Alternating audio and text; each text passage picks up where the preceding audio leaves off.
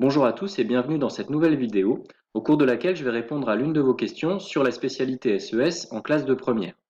Donc la spécialité SES en classe de première, c'est un choix possible à la fin de l'année de seconde et vous avez beaucoup de questions sur ce qu'on y fait, sur ce qu'on va voir dans le cadre de cet enseignement de spécialité.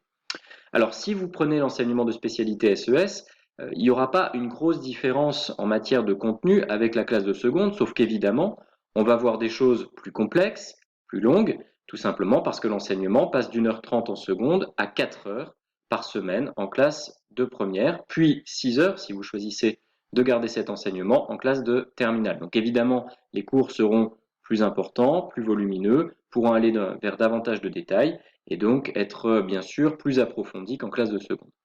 Comme en classe de seconde, les SES correspondent en fait à deux matières. Deux matières, d'abord bien entendu les sciences économiques, c'est-à-dire tout ce qui concerne la création de richesse et les difficultés qu'on peut rencontrer en matière de création de richesse.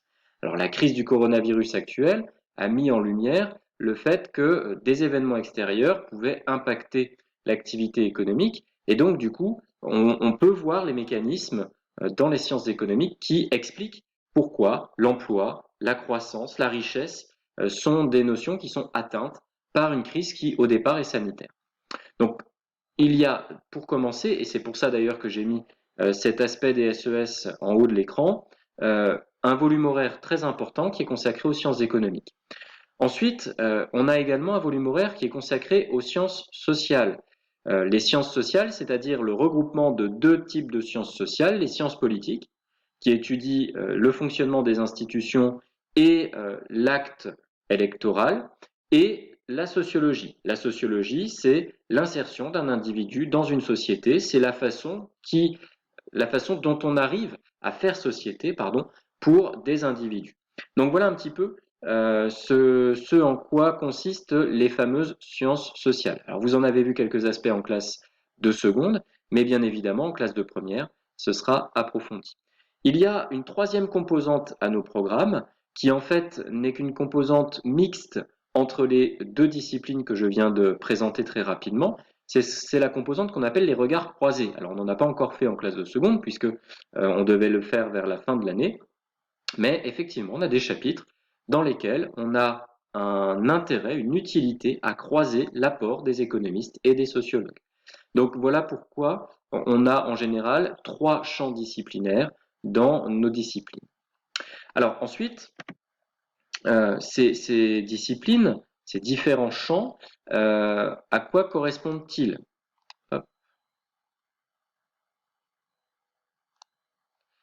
D'abord les sciences économiques. Hop, je décale un petit peu ma vignette. Voilà. Donc les sciences économiques vont en première concerner essentiellement deux pôles, deux éléments principaux. D'abord un pôle économie de marché et ensuite un pôle finance. Sur l'économie de marché, on va détailler en classe comment fonctionne et dysfonctionne une économie de marché.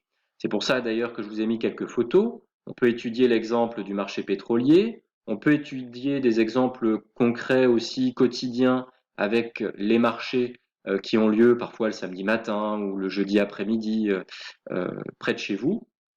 Et donc, on va se demander comment ça fonctionne. D'abord, comment ça fonctionne lorsque ces marchés sont concurrentiels, mais aussi lorsqu'ils sont imparfaitement concurrentiels. Donc, marché en situation de concurrence, marché imparfaitement concurrentiel. Le but sera surtout de savoir comment évoluent les prix et en fonction de quoi les agents sont gagnants au fonctionnement des marchés. On verra également que ces marchés peuvent être défaillants, c'est-à-dire ne pas conduire à la meilleure situation possible d'un point de vue économique. Deuxième pôle qui est traité dans le cadre de l'économie en première, c'est le pôle finance. On verra comment les agents économiques se financent, quels sont leurs moyens de financement. Donc on reviendra sur les moyens de financement, bien sûr, des ménages, mais également, au-delà des ménages, des entreprises, des banques, de l'État. On verra également tout l'aspect monétaire. Qu'est-ce que la monnaie? À quoi sert-elle? Quelles sont ses fonctions? Et surtout, comment est-ce qu'on la crée? Alors bien entendu, j'imagine que dans votre esprit, vous avez l'image d'une presse qui frappe les pièces et imprime les billets. En réalité, vous êtes bien d'accord avec moi que l'essentiel de la monnaie qu'on utilise dans nos moyens de paiement n'est pas du tout sous forme de pièces et de billets. Moi, j'ai quasiment jamais aucune monnaie liquide, aucune monnaie dite fiduciaire sur moi. Je n'ai quasiment jamais de pièces, quasiment jamais de billets. Je suis obligé de voler des pièces à mes collègues pour pouvoir prendre un café à la machine à café en salle des professeurs. J'exagère, je les vole pas, je les emprunte et je les rembourse ensuite. Donc du coup, on voit bien que la monnaie qu'on utilise principalement, c'est une monnaie qui est inscrite sur nos comptes bancaires, c'est la monnaie dite scripturale, c'est-à-dire celle qu'on a sur nos comptes. Et donc, comment créer cette monnaie? Voilà un petit peu les questions que l'on se pose dans le cadre de la finance. Ça peut nous amener, nous conduire aussi à traiter des questions de crise financière. D'où viennent les crises financières?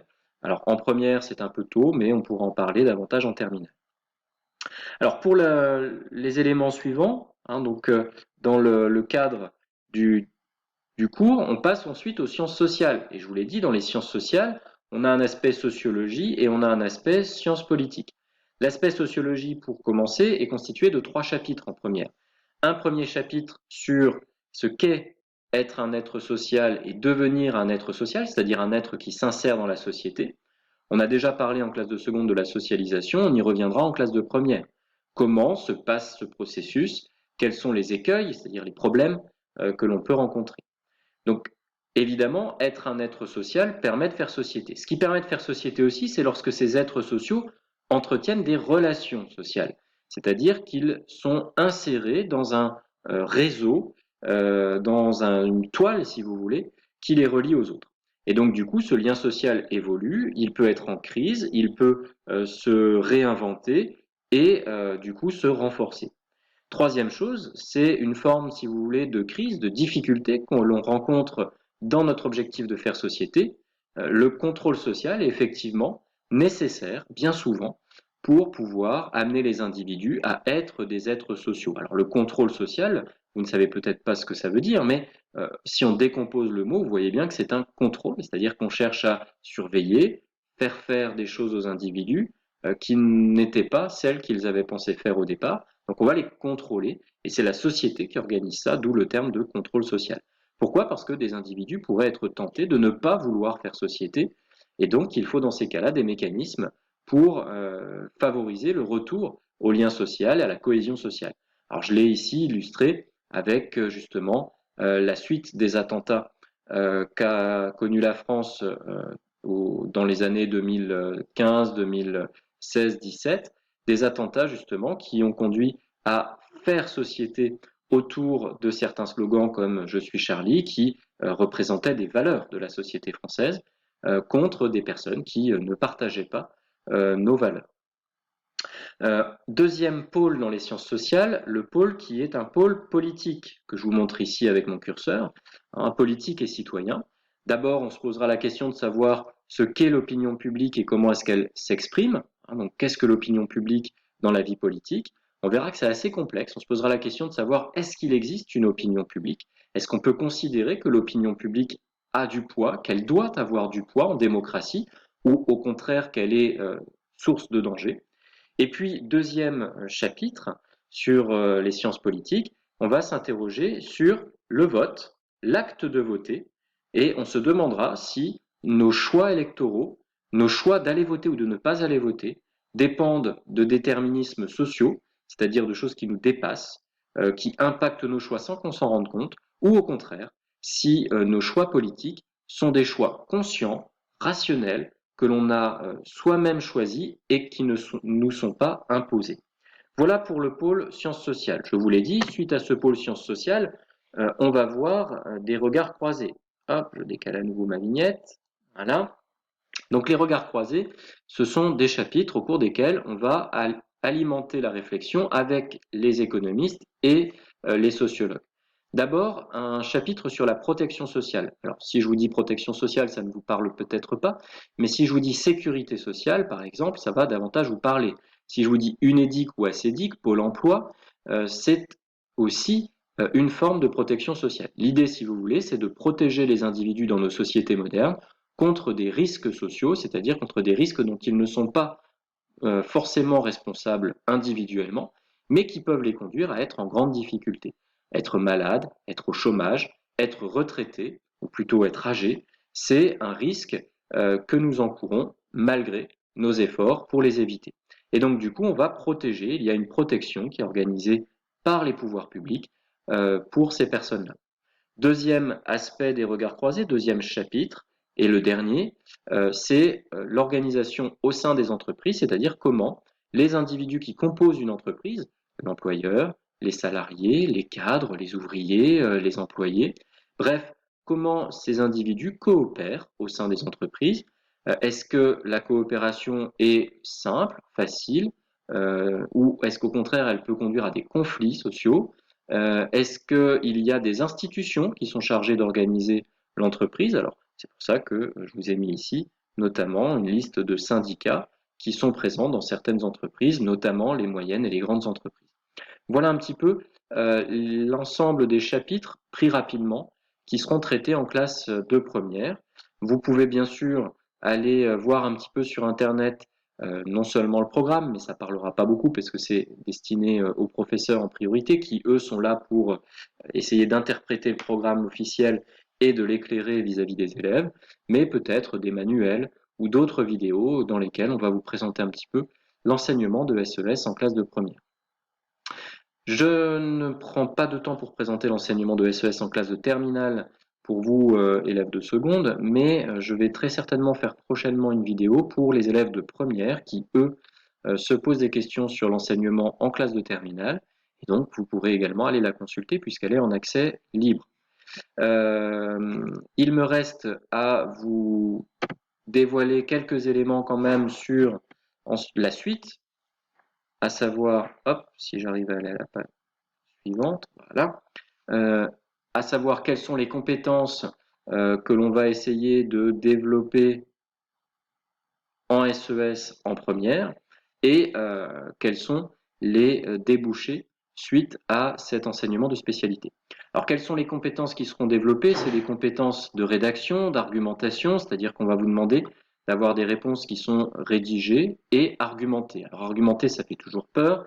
Peut-être que moi je vous ai fait peur pendant mes cours à ce sujet. Ça veut dire quoi? Ça veut dire simplement être capable de formuler une idée qui répond à la question et ensuite de la démontrer, d'avoir une démarche qui permet de justifier l'idée que l'on vient d'apporter comme élément de réponse à la question.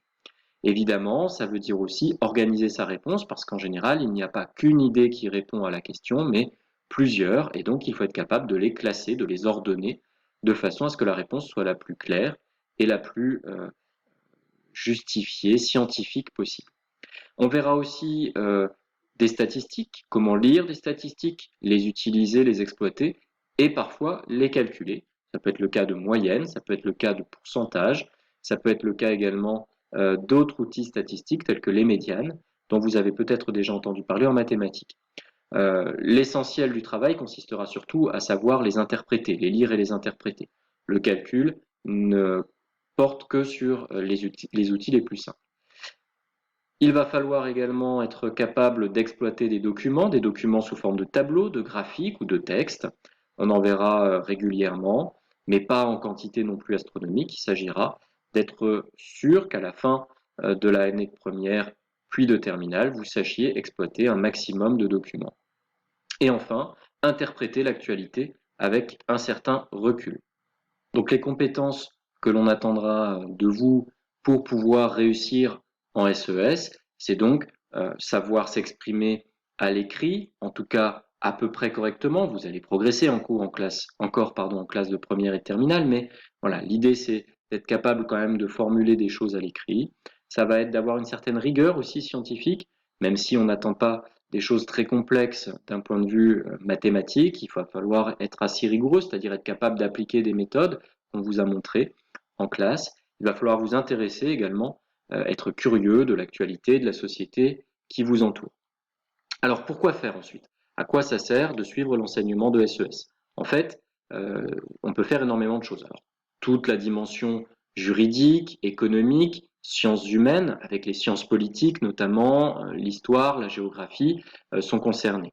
On pourra également avoir tout le domaine économique qui en découle, la gestion, le commerce. Mais tout en fait est possible, sauf si on veut vraiment faire quelque chose de purement scientifique, ingénieur, par exemple, ou médecin. Là, non, effectivement, ce ne sera pas possible.